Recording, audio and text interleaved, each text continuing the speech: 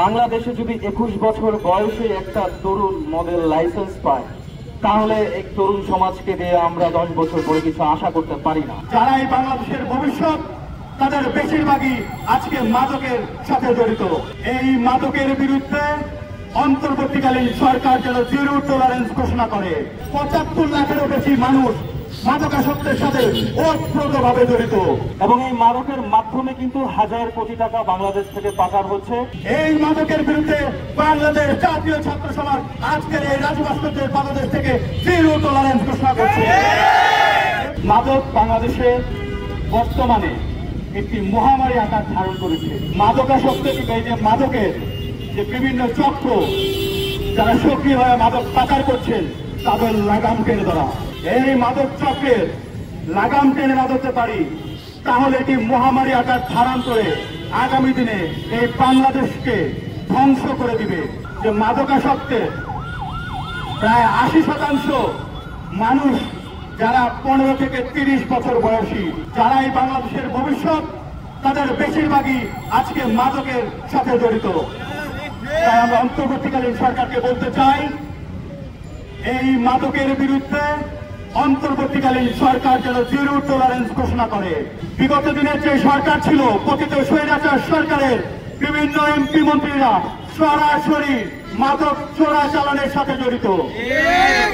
কিভাবে মাদক চোরাচালান হবে, তাদের সেই দিক নির্দেশনাদাতা ছিল আমাদের সেই বিশেষণ পাওয়া মাদকের ক্ষেত্রে যে ইয়াবাবন্দি, সেই ইয়াবাবন্দি এই বাংলাদেশের তরুণ প্রজন্মকে অর্ধেক ধ্বংস করে দিয়েছে বলে আমরা মনে করছি।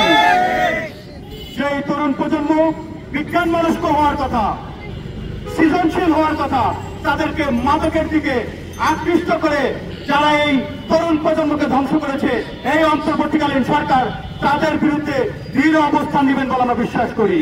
যে বিগত দিনে যে সরকার ছিল, যারা রাজনৈতিক সরকার ছিল, যারা নির্বাচিত সরকার ছিল, তাদের বিভিন্ন প্রতিনিধিরা এই মাদকের সাথে ওতপ্রোতভাবে জড়িত থাকার কারণে তারা চাইলেও কোন সুস্পষ্ট রূপরেখা কিংবা কোন দৃঢ় কোন পদক্ষেপ নিতে পারেনি। এই অন্তর্বর্তীকালীন সরকার সর্বজন গ্রহণযোগ্য একটি সরকার। এই অন্তর্বর্তীকালীন সরকার জুলাইয়ের গণঅভ্যুত্থানের মাধ্যমে আমাদের রক্ত মারিয়ে তারা আজকে ক্ষমতার মস্তদে বসেছেন। তাই আমরা মনে করি এই অন্তর্বর্তীকালীন সরকার যে কোনো সরকারের চেয়ে অধিকতর ক্ষমতাধর এবং নিরপেক্ষ এবং গ্রহণযোগ্য। তাই এই অন্তর্বর্তীকালীন সরকারের মাধ্যমে এই মাদক নির্মূল করা সম্ভব বলে আমরা মনে করছি। বিষয় উপস্থাপন করতে চাই আজকে, বিশেষ করে যে মাদক নিয়ন্ত্রণ যে আইন রয়েছে 2018 সালের, সেই আইনটিকে সংশোধন করা অত্যন্ত গুরুত্বপূর্ণ বলে আমরা মনে করছি। আমরা মনে করছি যে শ্রেণীবিন্যাস করা দরকার, কারণ যে মাদক সেবক সে এবং যে মাদক পাচার করে সে নিশ্চয়ই এক নয়। এখানে তাদেরকে শ্রেণীবিন্যাস করে সেই শ্রেণীবিন্যাসের মাধ্যমে তাদেরকে শাস্তির আওতায় আনা দরকার, তাদেরকে বিচারের মুখোমুখি করা দরকার। মাদক চোরাচালানের যে অন্যতম স্পট এই যে মিয়ানমার সীমান্ত, সেখানে বিভিন্ন প্রযুক্তির ব্যবহার করে, বিশেষ করে এআই স্ক্যানার সহ আপনার ড্রোন সহকারে বিভিন্ন উন্নত প্রযুক্তির মাধ্যমে আমরা মনে করছি যে এই মাদক চোরাচালান অনেকখানি সম্ভব। এবং আমরা মনে করছি সামাজিকভাবে বিভিন্ন যে সামাজিক সংগঠনগুলো রয়েছে, বাংলাদেশের যে আইন শৃঙ্খলা বাহিনী রয়েছে, তাদের অভ্যন্তরেও অনেক ধরনের সংস্কার এবং তাদেরকে এই মাদকের ব্যাপারে অনেক বেশি সজাগ দৃষ্টি রাখতে হবে বলে আমরা মনে করছি। কারণ আমরা বিগত দিনে দেখেছি যে আইন শৃঙ্খলা বাহিনীর একটি পক্ষ সরাসরি এই মাদকের চোরাচালানির সাথে তারা একটি সিন্ডিকেটের মাধ্যমে জড়িত ছিল। সেই সিন্ডিকেট গুলোকে যদি আমরা নির্মূল করতে না পারি, ভেঙে দিতে না পারি, আমরা যতই এই রাজু ভাস্কর্যের পাদদেশে দাঁড়িয়ে প্রতিবাদী বক্তব্য দিই না কেন, সেটির আসলে কোনো বাস্তবিক পদক্ষেপ নেওয়া হবে না বলে আমরা মনে করছি। মাদক নিয়ন্ত্রণ যে অধিদপ্তর রয়েছে, তাদেরকে অনেক বেশি কার্যকরী ভূমিকা নিতে হবে বলে আমরা মনে করছি। বিশেষ করে আমাদের যে শিক্ষা প্রতিষ্ঠানে, অর্থাৎ প্রাথমিক, মাধ্যমিক এবং উচ্চ মাধ্যমিক পর্যায়ে মাদকের বিষয়ে সুস্পষ্ট মাদকের ব্যাপারে যেন পাঠদান কর্মসূচি থাকে, কিংবা সেই পাঠদানে যেন এই বিষয়ে সুস্পষ্টভাবে উল্লেখ করা হয়, যাতে করে আমাদের শিক্ষার্থী ভাই বোনেরা ছোট থেকেই, অর্থাৎ শুরু থেকেই যেন তারা মাদকের ব্যাপারে একটি ধারণা পেয়ে যান এবং মাদকের ক্ষয়ক্ষতি সম্পর্কে যেন অবগত করা হয়। একই সাথে আমরা বলতে চাই, এই রাজধানী ঢাকা থেকে শুরু করে প্রান্তিক অঞ্চলে আপনি একটি হিসাব করে দেখেন, বাংলাদেশে প্রায় 4,500-এর বেশি ইউনিয়ন রয়েছে। প্রতি ইউনিয়নে যদি একদিনে একজন করে মাদকাসক্ত হয়, তাহলে প্রতিদিন প্রায় 4,500 মাদকাসক্ত কিন্তু বাংলাদেশে মাদকাসক্ত কিন্তু বের হচ্ছে, যেটি আমি মনে করছি যে অত্যন্ত ভয়াবহ একটি দৃষ্টান্ত।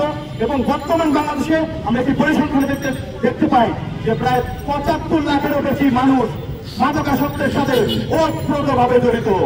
আমাদের দেশে যে মাদক নিরাময় যে সেন্টারগুলো রয়েছে, সেগুলোর যে দুর্দশা, সেগুলোর যে ভয়াবহ পরিস্থিতি, আমরা দেখি যে কোনো সেখানে যে পর্যাপ্ত ডাক্তার থাকেন না, চিকিৎসক থাকেন না, একই সাথে মাদক নিরাময় কেন্দ্রগুলোতে যে সজ্জা রয়েছে সেটি মাদকাসক্তের তুলনায় অনেকখানি অপর্যাপ্ত বলে আমরা মনে করছি। তাই এই সরকারকে বলবো, সরকারি বেসরকারি ভাবে যেন মাদক নিরাময় যে সেন্টারগুলো রয়েছে সেগুলো যেন আরো বৃদ্ধি করা হয়। এবং আমরা দেখি যে মাদক নিরাময় সেন্টারগুলোতে নারীদের জন্য বিশেষ করে সুযোগ সুবিধা নেই।